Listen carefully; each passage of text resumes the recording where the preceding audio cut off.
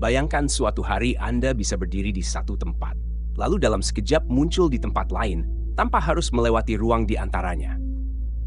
Teleportasi adalah salah satu konsep yang paling menarik dalam fiksi ilmiah yang seringkali muncul dalam film dan novel.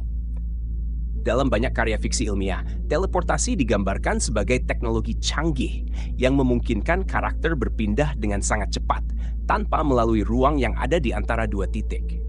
Prosesnya seringkali terlihat instan, dengan karakter atau objek menghilang dari satu tempat dan muncul di tempat lain hanya dalam hitungan detik. Namun, apakah hukum fisika yang kita pahami saat ini memungkinkan manusia atau benda untuk berpindah secara instan? Atau ini hanya khayalan belaka yang tak akan pernah menjadi kenyataan?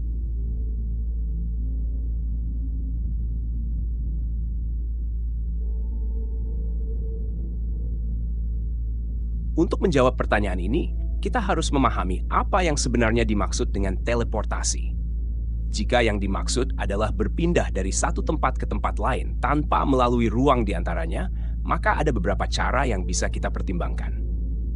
Salah satu konsep yang paling mendekati realitas ilmiah adalah teleportasi kuantum, sebuah fenomena dalam mekanika kuantum yang terdengar seperti sulap, tetapi sudah terbukti secara eksperimen.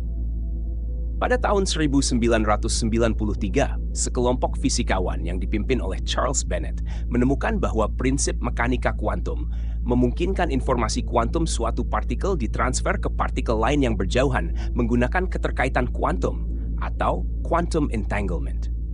Keterkaitan kuantum sendiri adalah sebuah fenomena misterius di mana dua partikel bisa tetap terhubung secara instan, bahkan jika dipisahkan oleh jarak yang sangat jauh.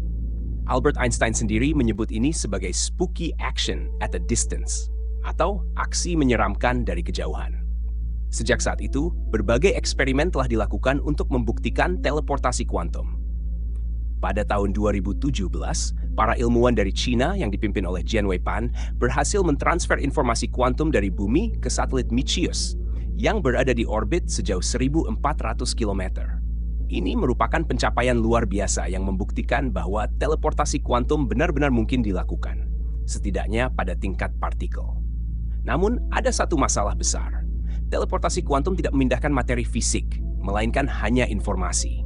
Jika diterapkan pada manusia, ini berarti tubuh kita harus dipecah menjadi informasi kuantum, dikirim ke lokasi tujuan, dan disusun kembali secara sempurna.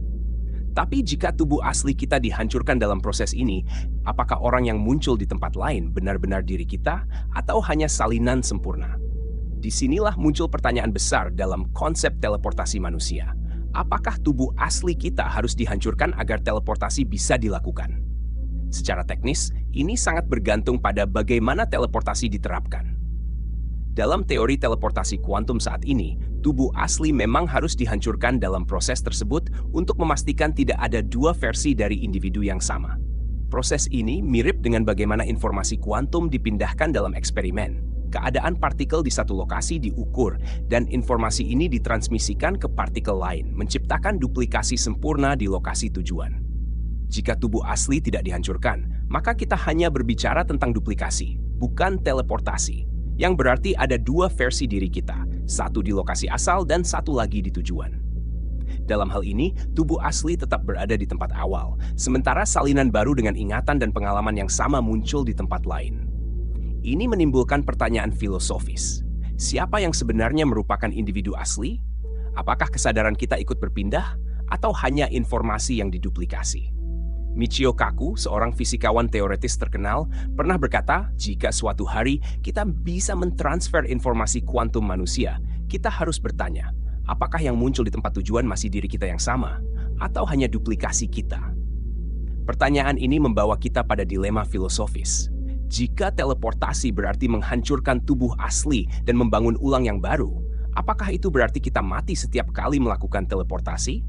Dari sudut pandang fisika relativitas, teleportasi instan juga menghadapi tantangan besar. Menurut teori relativitas khusus Einstein, tidak ada informasi yang bisa bergerak lebih cepat dari cahaya. Meskipun keterkaitan kuantum tampak instan, dalam kenyataannya, informasi kuantum tetap membutuhkan komunikasi klasik yang dibatasi oleh kecepatan cahaya.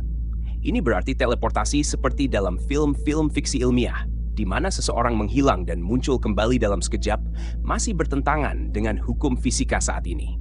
Tantangan lainnya adalah kompleksitas tubuh manusia. Dengan sekitar 37 triliun sel yang masing-masing berisi miliaran atom, mentransfer informasi kuantum dari setiap atom tubuh manusia akan membutuhkan teknologi yang jauh lebih maju daripada apa yang kita miliki sekarang. Bahkan jika kita berhasil memindai dan mengirimkan seluruh informasi ini, apakah kesadaran dan jiwa kita juga akan ikut berpindah? Roger Penrose, seorang fisikawan dan ahli teori kesadaran, meragukan hal ini. Menurutnya, kesadaran mungkin tidak bisa direduksi menjadi sekadar informasi kuantum. Jadi meskipun kita bisa mengirimkan informasi tubuh seseorang, apakah kesadarannya ikut terbawa? Itu adalah misteri yang belum terpecahkan. Jadi, apakah tubuh asli harus dihancurkan?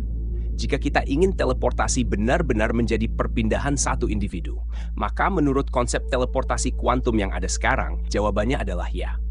Jika tidak dihancurkan, maka kita tidak lagi berbicara tentang teleportasi, melainkan duplikasi manusia, yang menimbulkan lebih banyak pertanyaan daripada jawaban. Well, classical teleportation is very easy. I can make a model of an object, I can measure all the dimensions of it, I can measure the positions of all its components, and I can send that digitally from A to B, and then using, say, some sort of rapid prototyping machine, I can construct a copy of that object. When it comes down to quantum states, there are physical rules which say you cannot copy them.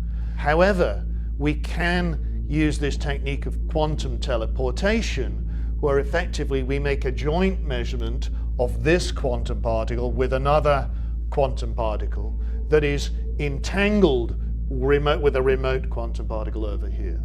By measuring what is effectively the difference between this particle and this particle, we get an answer which actually is only 1, 2, 3, or 4, and that is what teleportation is.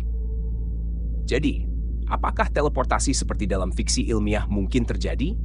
Saat ini, jawabannya adalah tidak. Tetapi ilmu pengetahuan terus berkembang.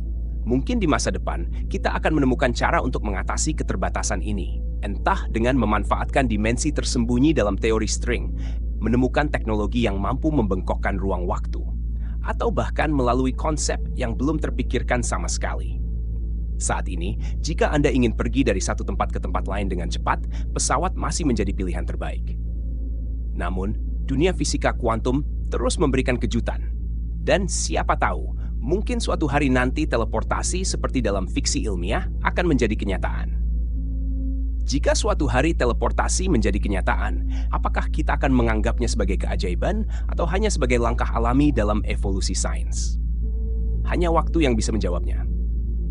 Seperti kata Arthur C. Clarke, setiap teknologi yang sangat maju tidak dapat dibedakan dari sihir.